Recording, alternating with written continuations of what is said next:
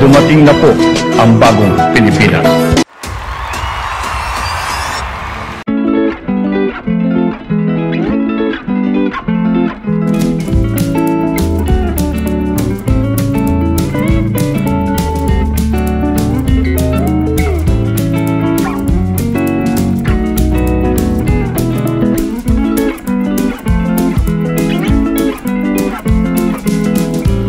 Let you meet some of the new Filipinos that are ready for the new Philippines.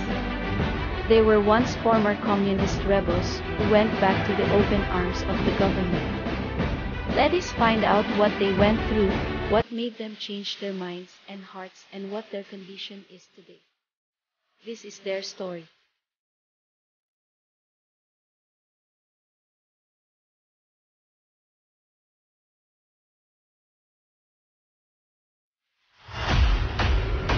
Sa mundong ating ginagalawan, may kanya-kanya tayong kwento na bumubuo sa ating pagkatao.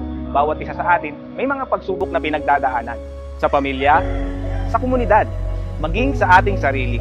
Ngunit ano pa man ang lugar na ating binabaybay, lahat tayo ay nag-aasam na ito ang tamang landas para sa mas magandang pamumuhay. Narito ang ilang kwento ng ating mga kababayan na naging benepisaryo ng pamahalaan dahil sila ay nahikayat na tahakin ng daan tungo sa pagbabago. Nagsulod ka sa isang Pumasok ka sa isang organisasyon para turuan ka kung paano pumatay ng isang tao. Hanggang ngayon, kahit nasa ganito na akong sitwasyon, naalala ko ang nangyari sa matanda na wala namang kasalanan pero bakit ginawa namin yun sa kanya. Mahirap kung ang isang tao ay walang kasalanan sa iyo ay gagawan mo ng masama. Ito ay dahil sa utos ng partido. Iyan ang mahirap basta naging parte ka na ng Partidong Komunista ng Pilipinas. Hindi ka pwedeng magdesisyon ng iyo. Doon ako nakapagdesisyon na gusto ko nang magpahinga. Gusto ko nang tumakas at gusto ko nang kumalas sa NPA. Ako si Cheryl Solatorio. Ang aking mga magulang ay magsasaka, lalo't marami kaming magkakapatid. Mahirap talaga. Ang lupa na kanilang sinasaka ay pagmamay-ari ng isang amo. Kaya yung mga magulang ko ay pumasok sa isang samahan. Alam namin na NPA ang nasa likod ng samahan. Dahil ang pangako ng mga NPA, makapagbibigay sila ng pangkabuhayan sa mga mahihirap. Naisipan kong lumabas dahil maging ang pamilya ko ay di ko man lang madikitan at matulungan. Gusto ko nang magbago. Ayaw ko nang gumawa ng masama. Hindi na ako natakot na lumabas sa gobyerno. Iniisip ko kahit anong mangyari sa akin. Kung makulong ako, hindi ko na kinakatakutan ang lumabas. Talagang pinaghandaan ko na yun sa isip ko. Kaya tumakas na lang ako para sumuko sa gobyerno. Local Integration Program na isang programa ng gobyerno. Nabibigyan ng mga dating kasapi na makakaliwang grupo ng iba't ibang suporta, kaalaman at kasanayan na kanilang magagamit sa pag-usbong ng kanilang bagong buhay. Sa umpisa, nagdadalawang isip ako. Dahil sa gusto ko na talagang magpahinga, ayaw ko nang humawak ng armas. Pero hindi nawala sa aking puso ang pagsiservisyo sa lipunan.